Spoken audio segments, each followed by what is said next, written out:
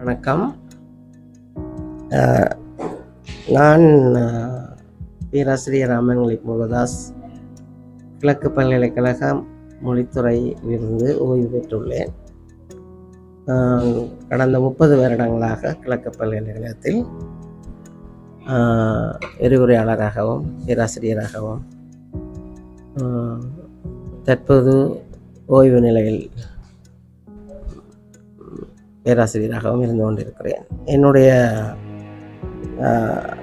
விருப்பத்துக்குரிய துறையாக தமிழ் இலக்கியம், அதிலும் பண்டைய தமிழ் இலக்கியம் தொடர்பான துறையாக இருக்கிறது. இலங்கையிலிருந்து ஐரோப்பியா, ஆசியா, இன்னும் ஆஸ்திரேலியா, கனடா போன்ற நாடுகளுக்கு புலம்பெயர்ந்த எமது மக்கள் கிட்டத்தட்ட ஒரு 4 நூற்றாண்டுகளாக அங்கேயே தங்களுடைய வாழ்க்கையை அமைத்து கொண்டனர். அவர்களுடைய குழந்தைகள் அந்தந்த நாட்டு மொழியை பயில வேண்டிய ஒரு சூழல் ஏற்பட்டுள்ளது. ஆனால் அவர்கள் இங்கிருந்து புலம்பெயர்ந்த மக்கள் எங்களுடைய தமிழ் மொழியை தங்கள் பிள்ளைகள் கற்க வேண்டும் என்பதில் மிக ஆர்வம் கொண்டவராக இருக்கின்றனர். அந்த வகையில் அதிலே ஒரு அம்சமாகத்தான் இந்த யாழம்மா என்ற நிகழ்நிலை சஞ்சிகை தோற்றம் பெற்றிருக்கிறது. இந்த நிகழ்நிலை சஞ்சிகையினுடைய பங்களிப்பு என்னவென்றால், இந்த வெளிநாட்டிலும் அல்லது புலம்பெயர் நாடுகளிலும் இலங்கையிலும் இருக்கக்கூடிய சிறுவர்கள், தமிழ் பிள்ளைகள் தமிழை சரியாக கற்க வேண்டும், தமிழில் உள்ள இலக்கியங்களை பற்றிய அறிவை கொண்டிருக்க வேண்டும், இலக்கணப்பிழை இல்லாது எழுத வேண்டும், தமிழ் பெரியார்களை பற்றி அறிந்திருக்க வேண்டும். அது மட்டும் இல்லாமல் கணிதம், பொது அறிவு போன்றவற்றிலும் தங்களுடைய அறிவை பிரகாசிக்க செய்ய வேண்டும் என்பது நோக்கமாக இருந்திருக்கிறது. அந்த வகையில் யாழம்மா பல விஷயங்களை தனக்குள்ளே அடக்கி இருக்கிறது.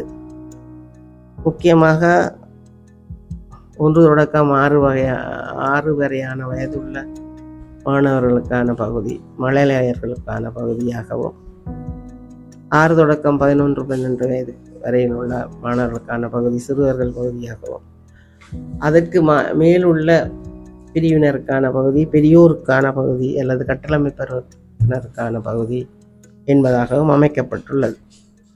அத்துடன் இலங்கை என்னுடைய பாடத்திட்டத்தை அடிப்படையாக கொண்டு இந்த யாழம்மா நிகழ்நிலை சஞ்சிகை தயாரிக்கப்பட்டுள்ளது.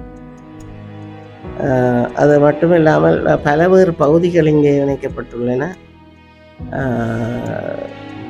தமிழ் கல்வி தொடர்பானது, இலங்கை கல்வி தொடர்பானது, இன்னும் மாணவர்களுக்கு ஆர்வத்தை ஊட்டக்கூடிய கேள்வி பதில்கள் போன்றவை இணைக்கப்பட்டுள்ளன. புலமை பரிசில் பரீட்சைக்கு தோன்றக்கூடிய மாணவர்களுக்கான விடயங்களும் இதில் இணைக்கப்பட்டுள்ளது. இதனுடைய நோக்கம் புலம்பெயர் நாடுகளில் உள்ள தமிழ் குழந்தைகள் தமிழை கற்க வேண்டும், எழுதவும் பேசவும் கற்க வேண்டும்.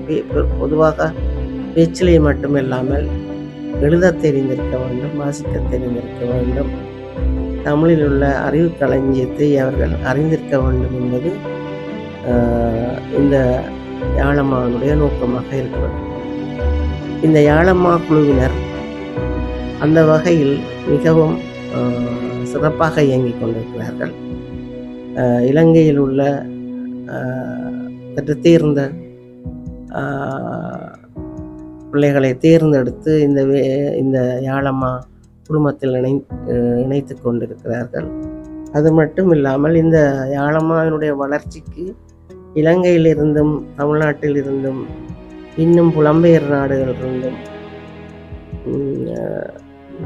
வரவேற்பு கிடைக்க வேண்டும், கிடைக்கும் என நான் நம்புகிறேன்.